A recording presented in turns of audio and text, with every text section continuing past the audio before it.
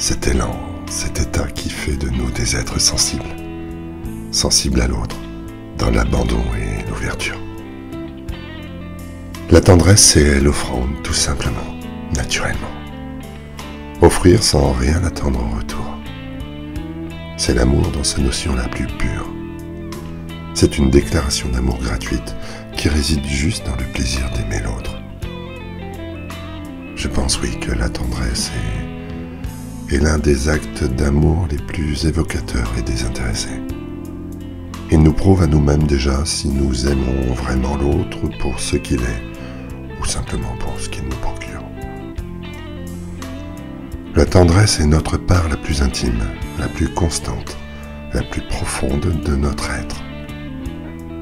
La refouler, la cacher est un refus même de sa propre identité, de son enfant intérieur.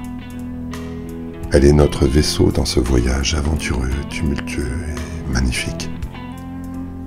Vaisseau insubmersible par tant de majesté. Le vent peut souffler aussi fort qu'il le voudra.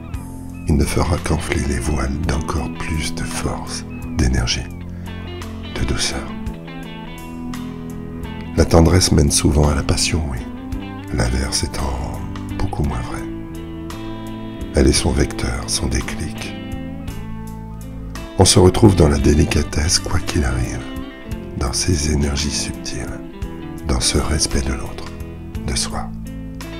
La tendresse étant l'acte de respect par excellence, totalement altruiste dans l'apprentissage de l'autre. Elle libère de ses vaines protections, de son ego stérile. Elle est bien plus pénétrante et pérenne que tous les assauts les plus sauvages. La tendresse est l'élégance par excellence. Elle reste posée tel un tatouage ad vitam aeternam, nourrissant autant la peau que son cœur.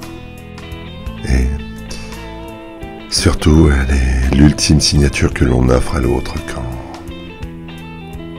il s'en va.